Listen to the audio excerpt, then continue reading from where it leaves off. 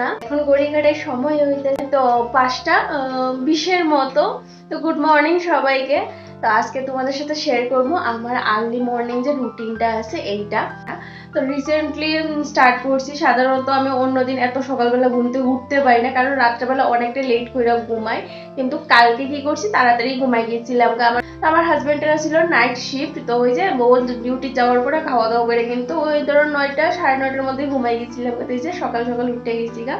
তো সকালবেলা উঠে এক্সারসাইজ করি, কিন্তু ওই যে অনেকটা বেলা হয়ে যায়, ধরো 7টা 7:30 8টা এই সময়টা শুরু এক্সারসাইজ করি। কিন্তু আজকে যেহেতু সকালবেলা উঠছি, ভাবলাম সকাল সকাল এক্সারসাইজ থেকে শুরু করে সবটাই কাজকর্ম সবটাই সারলাম আর তোমাদের সাথে শেয়ার করবো। তো এদিকে আমি ঘুম থেকে উঠে ফ্রেশ হয়েছি, ফ্রেশ হয়ে যে এক্সারসাইজ করার লাগে ড্রেসটাও চেঞ্জ করে নিয়েছি, এবার এক্সারসাইজ করবো। তো চলো তোমাদের বাইরের অবস্থা দেখাই। তো ওখানে কিন্তু সূর্য মামার কোনো দেখা নাই। তো যাক বাবা, চলো এইদিকে সূর্য মামা আজকে ওঠার আগে আমি উঠে গেছি গা।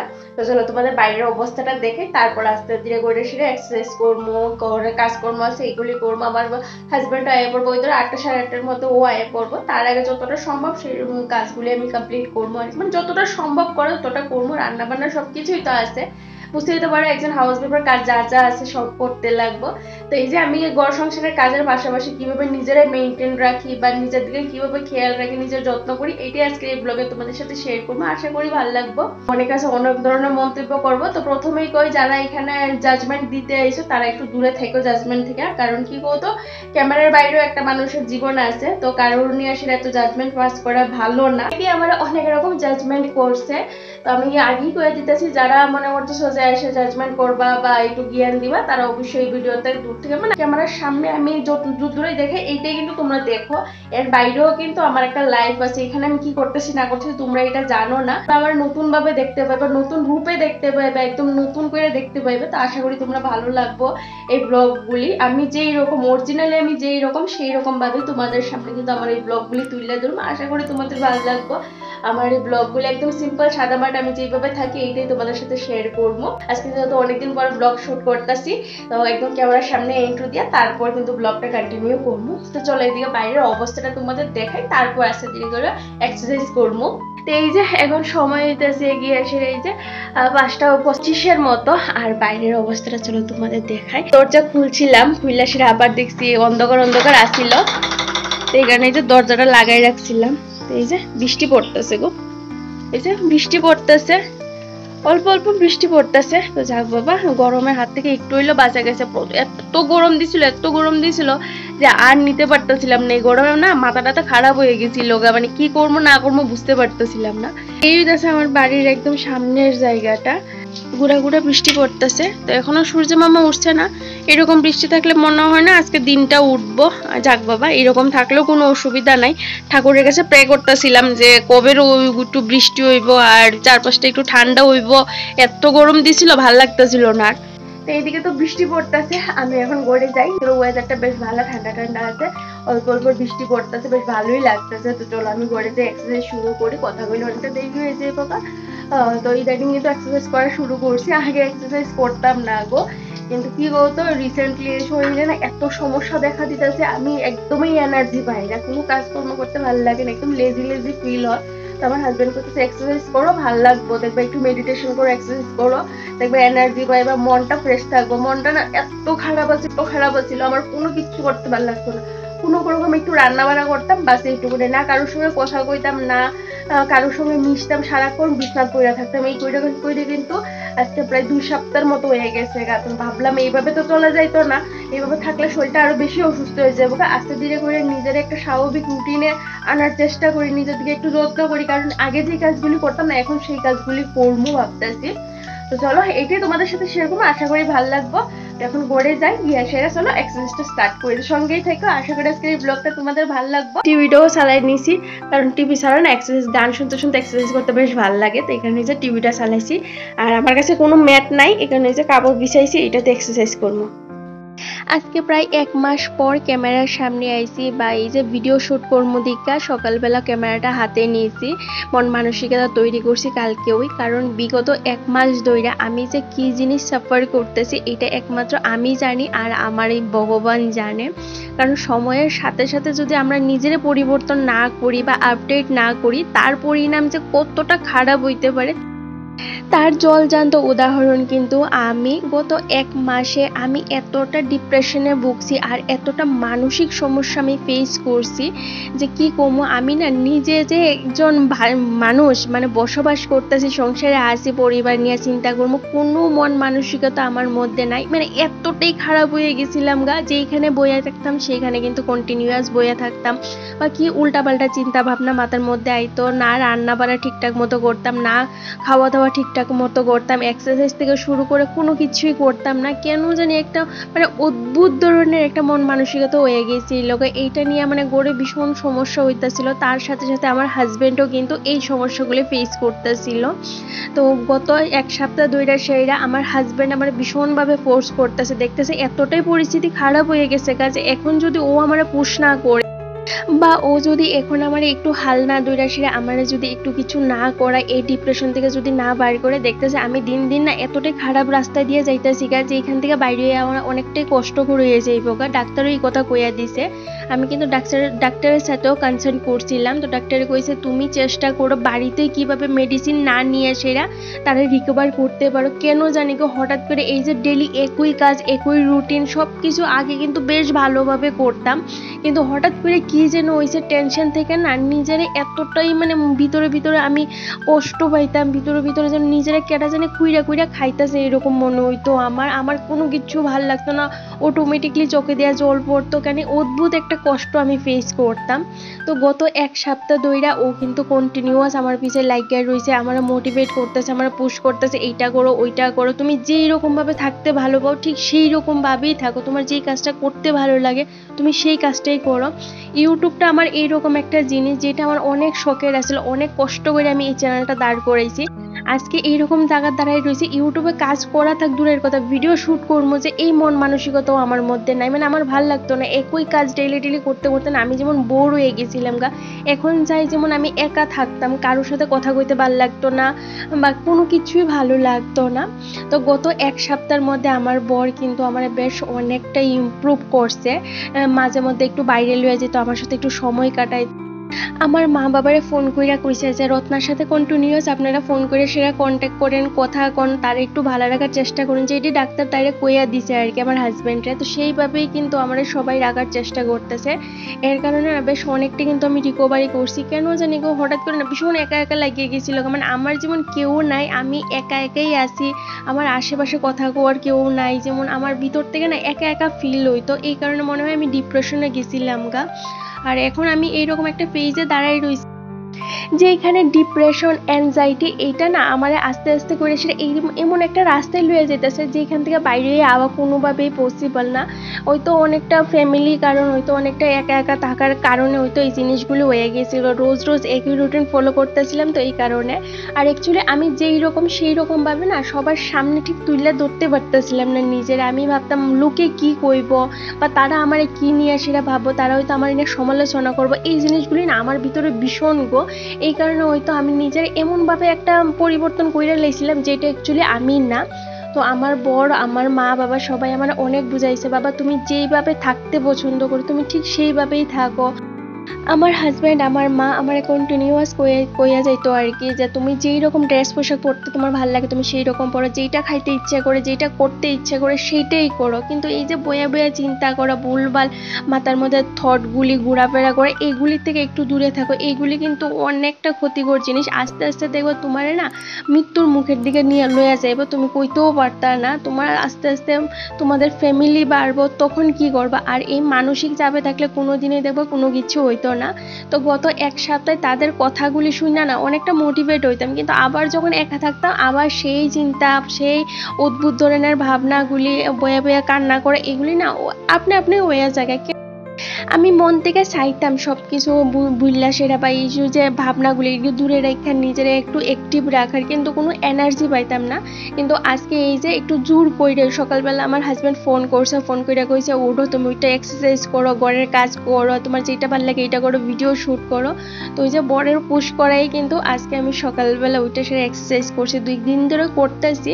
তো ভাবলাম আজকের থেকে আবার নতুন একটা জার্নি শুরু করি, চ্যানেলটার আবার স্টার্ট করি, যে চ্যানেলটা আমি এত শখ ব্লক করে দাঁড় করেছিলাম, এটা তো ডেড হয়ে গেছে, এটা আবার স্টার্ট করি। জানি না তোমরা কে কীভাবে নিবা, হয়তো আমার এই নতুন পার্সোনালিটিটা বা নতুন রূপটা দিকটা সেটা অনেকে অনেক মন্তব্য করবা যে দিদিভাই এটা এইরকম এইটা ওই রকম, তুমি ও এইরকম হয়ে গেছো। যে কথাগুলি আমি কিন্তু আগেও শুনছি দু একটা ভিডিওর মধ্যে। তো দেখো, যার এই ব্লগগুলি দেখতে ভালো না লাগে তোমরা একটু দূরে রাখো, কিন্তু আমার কাছে এইটাই একটা পথ যে আমি যে মানসিক রোগীটা ভুগতাছি এইটার থেকে যাতে আমি রিকভারি করতে পারি। আর অ্যাকচুয়ালি আমি কিন্তু এইরকমই। তো যার ভালো লাগে তোমরা দেখো, যার ভালো না লাগে তোমরা দেখো না। তো প্লিজ তোমরা এখানে কেউ জাজমেন্ট দিতে আইও না। আমি এখানে জাজমেন্টের লেগে কিন্তু আমি এই ব্লগগুলি শেয়ার করতাম না। অ্যাকচুয়ালি আমি যেই রকম সেই রকমভাবেই তোমাদের সাথে আমি ব্লগগুলি শেয়ার করবো। তো যারা আমার ভালোবাসো, আমার ব্লগগুলি দেখতে ভালোবাসো, তোমরা অবশ্যই ব্লগগুলি দেখে আমার পাশে থেকে নতুন জার্নিতে আমি চেষ্টা করতেছি আমি নিজের একটু ইমপ্রুভ করার। তো আশা করি আমার বন্ধুদের এই জার্নিতে আমার পাশে পামু। অনেকটা সাহস নিয়ে সেটা কিন্তু আবার আমি ভিডিও শ্যুট করা শুরু করছি। তো নতুন মাসের 1 তারিখ থেকেই কিন্তু আমি ব্লগগুলি দেওয়া স্টার্ট করবো। তো যাই হোক, অনেক বগর করলাম। গত 1-1.5 মাসে আমি যা ফেস করছি এটা কিন্তু একটা ব্লগে তো কোয়া পসিবল না। আস্তে আস্তে তোমাদের সাথে আমি সব কিছু শেয়ার করবো। তো ভাবলাম এই কথাগুলি শুরু দিয়ে সেরে আমার এই যে নতুন ব্লগগুলি স্টার্ট করি। ফোন 1টার মতো বাজে, তো আমি স্নান দান সাইরা ঘরের যা কাজ আছে এগুলি কইরা নিয়েছি। ওইটা 8:30 মতো বাচ্চা যাই পোকা। তো কি করবো কৌতো, তো ভাবলাম রান্না বান্নাটাই সাইরা লাই, বয়া না থেকে সময়টা নষ্ট না করে রান্না বান্নাটা সাইরা লাইলে একটু রেস্ট করতে পারবো। রেস্ট বলতে কি হতো, ওই যে সকালবেলা ঘুম থেকে উঠলে দেখবে দিনটা না অনেক বড়, মানে উচিত থেকে বেশি বড় মনে হয়। আর একটু বেলা করে ঘুম থেকে উঠলে ওই যেমন ধরো 8:30-9টার মধ্যে উঠলে দেখবা কাজ বাজ সাইরা তারপর স্নান দান করে রান্না বান্না করতে করতে যে কোন সময় যে 1টা-2টা বাজে থাকা কই যায় না। আর একটু সকাল করে উঠলে দেখবা সমস্ত কাজ বাজ কিন্তু রীতিমতো 9টা-10টার মধ্যে কমপ্লিট হয়ে যাবে সুন্দর কইরা। কিন্তু ওই যে আমি উঠতে পারি না, জানি সবকিছুই জানো তো, কিন্তু উঠতে পারি না চেষ্টা কইরাও ব্যাপার। তো যাই হোক, এদিকে আমার বাত হয়ে গেছে গা। ওর নাইট ডিউটি থাকে না, আমার ঘুমটা ঠিকঠাক মতো হয় না। আমার কেমন যেন একটা টেনশন থাকে, এই দরজাটায় কেউ দেখা দিল, ওই ঘরের পিছনে কেউ আটটাছে, ওই দিকে কেউ আটটাছে, গলার কই কুকুরে ডাকতেছে পাড়ার বাড়ি। এত কুকুর জানো তো, রাত্রে ওইলি এত গেউ করে যে ঘুমানো পসিবল না। আর একা থাকে তো, মানে বুঝতেই পারো একা থাকি কি একটা অবস্থা, মানে খুব বাজে অবস্থা। ওর নাইট ডিউটি থাকলে আমার একদমই ঘুম হয় না। হ্যাঁ, তো ভাবতেছি ওয়াইলে ব্রেকফাস্টও করছিলাম, ব্রেকফাস্ট করবো, রান্না বান্না সারি, তারপর ওয়াইলে দুজন এক লগে বয়সেরা ব্রেকফাস্ট করবো বা খাওয়া দাওয়া, যেটা দুইজন মানুষ হই টুনাটুনির সংসার, তারপরে যদি একলা খাওয়া ভাল লাগে না। তো ওই যে আমি আমার গড় সংসার, এই যে আমাদের টুনাটুনির গল্প, এই হইতেছে ব্যাপার আর কি। ও বয়ে থাকি সারাদিন, কোন সময় আইবো, কোন সময় একলা খাওয়া দাওয়া করবো, একটু গল্প করবো, এইলো ব্যাপার। সয়াবিন কষা করবো, মানে হালকা একটু ঝুল দিয়ে মাখা টাইপের করবো। আর এখানে তো ডাল করছি পাঁচফোড়ন সম্বাস দিয়ে, আর এখানে এই যে লাল শাক, আর ভাত হয়ে গেছে। এইটা আজকের মেনু, দুপুরের রাত্রের মেনু এইটাই। তো চলো এদিকে রান্না বান্না সারি, তোমাদের সাথে পরে কথা হইতে আছে। তো অনেক কথা কয়ে আনিছি তোমাদের সাথে। অ্যাকচুয়ালি আমি যে জিনিসগুলি গত 1 মাসে মানে ফিল করতেছিলাম এইগুলি তোমাদের কিছুটা কইলাম। আরও এমন অনেক কথা আছে যেগুলি তোমাদের সাথে আমি শেয়ার করতে পারছি না, তো অবশ্যই শেয়ার করবো। আর এখনের যে ব্লগগুলি দেখতে পাবে তোমরা একটু ভিন্ন টাইপের দেখতে পাবে। আশা করি তোমাদের ভালো লাগবে, আগের মতো জানি না কতটা ভালো লাগবে, কিন্তু চেষ্টা করুন যাতে তোমাদের মনের মতো হয়। তো চলো, এইদিকে যেহেতু আজকে সকাল করে ঘুম থেকে উঠতে গিয়েছি, বেশ অনেকটা কাজ বাজ সারলাম। সংসারের যে সবচেয়ে বড় যে কাজটা আছে এইটাই কিন্তু সাইডে নিচে, যে রান্না বাড়া। তো সকালবেলা এক্সারসাইজ করছি, ভাল লাগতেছিল না জানো তো, কেমন জানি মনমরা লাগতেছিল। তারপরে জোর করে এক্সারসাইজ করছি, ডান্স প্র্যাকটিস করছি। এখন না একটু ইনস্টাগ্রামেও অ্যাক্টিভ থাকার চেষ্টা করতেছি, ফেসবুকও মিনি ব্লগ ডান্স ভিডিও এগুলি দেওয়ার চেষ্টা করতেছি। আমি কিন্তু কোনো ডান্সার না, তারপর আমার ভালো লাগে যেহেতু একটু রিলস বানাই, এই কারণে কিন্তু ওই যে জুম্বা যে ক্লাসগুলি আছে এগুলি আমি ইউটিউব দেখে সেটাই কিন্তু আমি করতে আসছি। অনেকের হয়তো আমার এই নাচগুলি দেখে হাসি পাইতে, বাট আমারও অ্যাকচুয়ালি হাসি পাইতেছিল, কারণ আমি কোনো ভালো ডান্সার না, আমি একজন নন ডান্সার থেকে ডান্স করার চেষ্টা করি, কারণ ডান্সটা আমার ভীষণ ফেভারিট একটা জিনিস। তো যাই হোক, এইদিকে রান্না বান্না সারছি, কি রান্না করছি তোমাদের দেখিয়ে দিলাম। আজকে রান্না করছি সয়াবিন কষা, তার সাথে করছিলাম ডাল। তো এইদিকে এই যে তারপর রান্নাঘরটা ভালো করে পরিষ্কার কইরা এইবার এই যে ব্রেকফাস্ট করবো। সকালে ব্রেকফাস্টটা করা হয়েছে না, তো এই যে সকালবেলা আগে এক্সারসাইজ করে স্নান ঠাকুর সেবা সব কিছু দিয়া কিন্তু এই যে এবার ব্রেকফাস্ট করতাম বইলাম। বরের আছিল কালকে নাইট শিফট, তো ওই যে ও আওয়ার পরে দুজনে একলগে বইলাম ব্রেকফাস্ট করার লেগে। দেখবো বন্ধুরা সকালবেলা ঘুম থেকে উঠলে না দিনটা যেমন একটু বেশি মনে হয়, যেমন আজকে আমি সকালবেলা ঘুম থেকে উঠছি আমার কাছে না দিনটা অ্যাকচুয়ালি বেশি বড় মনে হইতাছিল, যেমন দিনটা কাটতাছিল না, সমস্ত কাজ বাজ শেষ হয়ে গেছে গা, এখনো আমি দিনটা পড়ে রয়েছি কি করব না করবো এটা ভাবতাছিলাম। তো এই যে সকালবেলা ব্রেকফাস্ট করার পরে কয়েকটা জামা কাপড় আছিল যেগুলো সকালে ভিজাই দিছি, তো ভাবলাম এগুলো একটু ভিজো কাঁচা ধোয়া করবো পরে। এরই মধ্যে একটু আকাশটা মেঘলা মেঘলা ভাব করে আসছিল, আজকে অনেক দিন পরে সকালবেলা বেশ ভালো বৃষ্টি হয়েছিল গো। তো এই যে আমি না বিছানা শুয়ে মোবাইল ঘাটাঘাটি করতেছিলাম, তো এরই মধ্যে আমার চোখটাও লাগিয়ে গেছিল গা। তো বেশ 2-3 ঘন্টা কিন্তু আরামে একটা ঘুম দিছি, সকালের 8টা সাড়ে 8টার মধ্যে কিন্তু আমার সমস্ত কাজ কমপ্লিট হয়ে গেছিল গা। তারপর 2-3 ঘন্টা ঘুমাইয়া সেরা এইবার উঠলাম। এই যে উঠতে সেরা আগে জামা কাপড়গুলি ভিজাই দিছে, হঠাৎ করে মনে হয়েছে আমি তো জামা কাপড়গুলি কাঁচা ধোয়া করছিই না, আর এখন সময় হয়ে গেছে ওই 1টা কি 1:30টার মতো। তো এই যে কাঁচা ধোয়াটা সারলাম, এখন দেখতেছি বেশ ভালোই রোদ রয়েছে, সকালের দিকে আকাশটা একটু মেঘলা মেঘলা হয়ে আসছিল আর কি, আর একদম ভোর সকালের দিকে তো বৃষ্টি আসছিল, তোমরা তো দেখতেই পাইছো। তো চলো এই যে কাপড় কইটা মেইলা দিই। সত্যি কথা কইতে কি জানো তো বন্ধুরা, আমি যে এই 1 মাস কিভাবে আমি যে দিনগুলি কাটাইছি, আমি রোজই ভাবতাম আমি ভিডিও শ্যুট করবো, তোমাদের সাথে ভিডিও শেয়ার করবো, কারণ তোমরা আমার ভিডিওগুলি ভালোবাসো, তোমরা আমারে ভালোবাসো। অনেকে তো কমেন্ট করতেছিলে দিদি ভাই তুমি কে লেগে ভিডিও দাও না, তুমি কি আর ভিডিও দিতা না। না গো, আমার রোজ ইচ্ছে করতো আমি ভিডিও দিতাম, কিন্তু আমার ওই যে মনের সাথে না আমি ঠিক লড়াই করে উঠতে পারতাম না আর কি। কারণ একটা কথাই আছে দেখবা, অন্যের সাথে লড়াই করলে তারা 2টা কথা শোনায় লাইতে পারবা, বা তার সাথে একটু ঝগড়া করে সেটা মনটা হালকা করে নিতে পারবা, কিন্তু যখন যুদ্ধটা নিজের সাথে হয় না, বা ভিতরে ভিতরে যখন নিজেরা কুইরা কুইরা খায়, নিজের থটগুলি নিজের ফিলিংসগুলি একা একা ফিল হয়, এই জিনিসটার সাথে কোনোভাবেই কিন্তু লড়াই করা যায় না। তুমি হাজার চেষ্টা করে, কারণ তুমি নিজেরা তো গালি দিতে পারতা না, না, বা তুমি নিজেরা 2টা মারতেও পারতা না, কারণ তুমি জানো নিজেরা মারলে নিজেই ব্যথা পাইবা। তো এইভাবেই দিনগুলি কাটাইতাম আমি। এই যে আইসি ছাদে, এখন সময় হইতেছে 5টা কি 5:10-15 মতো, তো ছাদে আইসি কাপড় নিতাম, কাপড়গুলো কিন্তু শুকাই গেছে গা, একটু ভিজা লাগতেছে, আর বাকি কইটা কিন্তু শুকাই গেছে গা।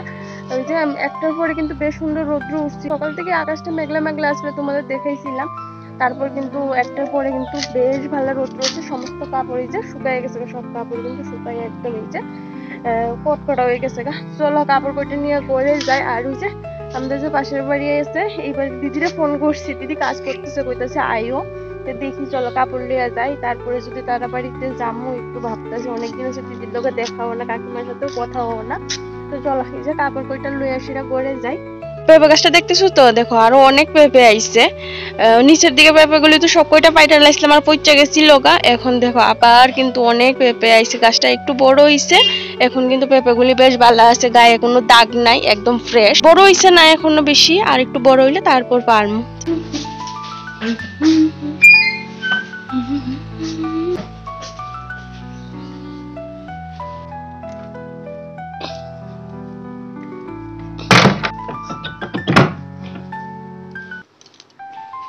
হ্যালো, হ্যাঁ বলো, লাফাতে পারো? কোথাও যাচ্ছ? এই যে পাউদির বাড়িতে গেছি আমি, একটা মিষ্টি খেয়েছি কেন? ও ওই ছাদের সময়? আচ্ছা আচ্ছা, নিমন্ত্রণ তো তোমার রক্ষাগুলো মিষ্টি নিয়ে গেছি, একটা মিষ্টি খেয়ে এসেছি, আমি কিন্তু কিছু খাই না, তাই ওই দিদিটা না না ভালো লাগে না।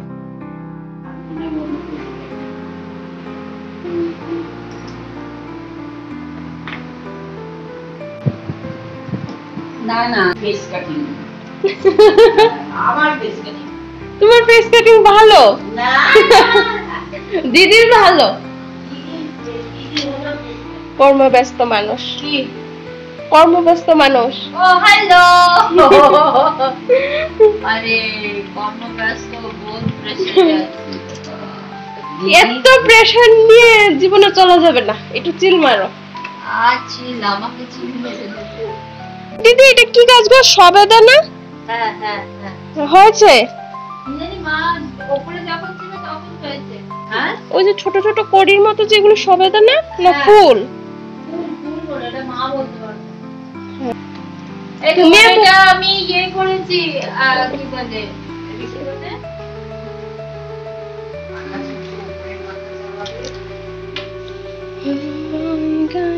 এটা কত সুন্দর হয়েছে এটা। দেখ তুলে দিয়েছি পাখি টুকরে না